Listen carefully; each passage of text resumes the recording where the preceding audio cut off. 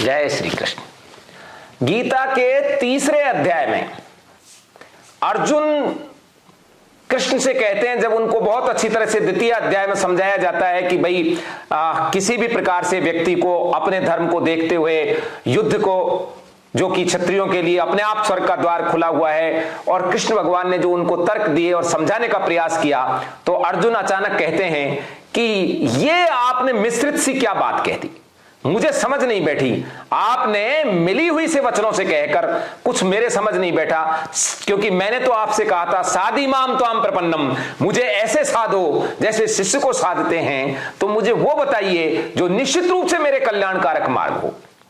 क्या कहा अर्जुन ने श्री कृष्ण से? जायसी चेत कर्मणस्ते मता बुद्धि जनार्दन तत्किम कर्मणि घोरे माम नियोजसी केशव। एक बात बताओ केशव, यदि कर्मों की अपेक्षा आप कहते हो बुद्धि बहुत अच्छी है और बुद्धि से ही सारा काम हो जाता है, तो फिर मुझे इस भयंकर कर्म में, युद्ध में क्यों लगाते हो? मुझे युद्ध जैसे भीषण कर्म में क्यों लगाते हो? व्यामिश्रणे वाक्येन बुद्धि मोह यसीव में तदैकम वद निश्चित येन श्रेयो अहमपानुयाम।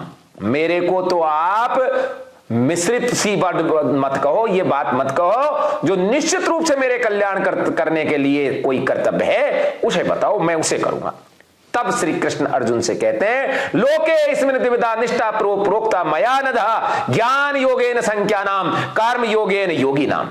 कि हे निष्पाप, इस संसार में दो प्रकार की अवस्था मेरे द्वारा पहले कही गई। पहले का मतलब है इसी थोड़ी देर पहले कि सांख्य मतानुसार ज्ञान योग द्वारा और ज्ञान कर्म योग द्वारा, योग मतानुसार कर्म, सांख्य योग द्वारा तो ज्ञान योग द्वारा और योग मतानुसार कर्म योग द्वारा, अर्थात सांख्य के बिना ज्ञान योग, अब तक जिसे योग या समत्व बुद्धि योग कहा गया है उसको कर्म योग कहते हैं। समत्व बुद्धि योग का मतलब है कर्म योग।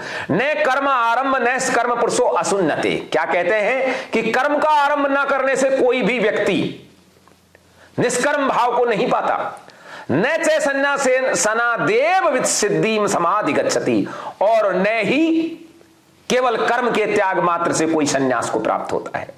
न ही कश्चिन क्षणमपि जातु तिष्ठ्यत कर्म कृत कार्यते हावश्य कर्म सर्व प्रकृति जैर गुणी। निश्चित रूप से कोई भी व्यक्ति किसी भी समय क्षण मात्र भी कर्म न करता हुआ नहीं रहता। निश्चित रूप से सब प्राणियों में प्रकृति जन गुणों द्वारा परवश हुए कर्म कराए जाते हैं। जो उनका स्वभाव है उसके अनुसार वो कर्म करने पड़ते हैं। पितामह भीष्म कहते हैं कि मनुष्य तो मूढ़तावश कर्तापन का बोध लिए फिरता है। मनुष्य का स्वभाव आगे आगे चलता है और व्यक्ति उसके पीछे पीछे चलता है। कर्मेंद्रियानि संयम ये आस्ते मनसा स्मरण इंद्रियार्थान विमूढ़ आत्मा मिथ्याचर से उच्चते। जो मूढ़ बुद्धि व्यक्ति कर्मेंद्रियों को रोककर इंद्रिय विषयों का मन में चिंतन करते हैं, यानी बाहर से तो बड़े पवित्र और पाक बने हुए हैं और अंदर कल्याण हो रहा है, अरे तरह तरह की कल्पना करके विचार कर रहे हैं, व्यभिचार मन में विचार कर रहे हैं, वह झूठ मूठ का आचरण करने वाला कहा जाता है। अर्थात ऐसे व्यक्ति को सदाचारी तो कतई नहीं कहा जा सकता। यस्मित इंद्रियाणि मनसा नियमार भरते अर्जुन कर्मेंद्रिय कर्म योगा सक्तम स विशिष्यते। और हे अर्जुन, व्यक्ति मन से इंद्रियों को वश में करके आसक्ति रहित होकर कर्मेंद्रियों से कर्म योग को आरंभ करता है, वह विशिष्ट है। अब आगे कहते हैं श्री कृष्ण अर्जुन से, नियतम कुरु कर्म त्वम कर्म जाए तो हा कर्म है। जो निश्चित किया हुआ कर्म है उसको कर। त्वम कर्म जाए तो हा कर्म, और उसको करने से तुम वास्तव में जिसको संन्यास कहते हैं वो है निश्चित कर्म को करने से व्यक्ति करे। शरीर यात्रा अपि चैतेन प्रसिद्ध येद कर्म। और ये जो शरीर के लिए तू निश्चित ही कर्म अर्थात स्वधर्म पालन कर, जो नियत किया हुआ तेरा कर्म है। निश्चयन कर्म ना करने से कर्म करना श्रेष्ठ है, और ना करने से तेरा जीवन भी, तेरी शरीर यात्रा भी सफल नहीं होगी। यज्ञार्थ कर्मणो अन्यत्र लोकोयम कर्म बंधन तदर्थ कर्म कौन्ते मुक्त संग समाचर। यज्ञ के निमित्त कर्म को अतिरिक्त यह संसार कर्म बंधन स्वरूप है। और हे अर्जुन, अभिलाषा रहित होकर उसके अर्थात यज्ञ के निमित्त कर्म को भली प्रकार से आचरण कर।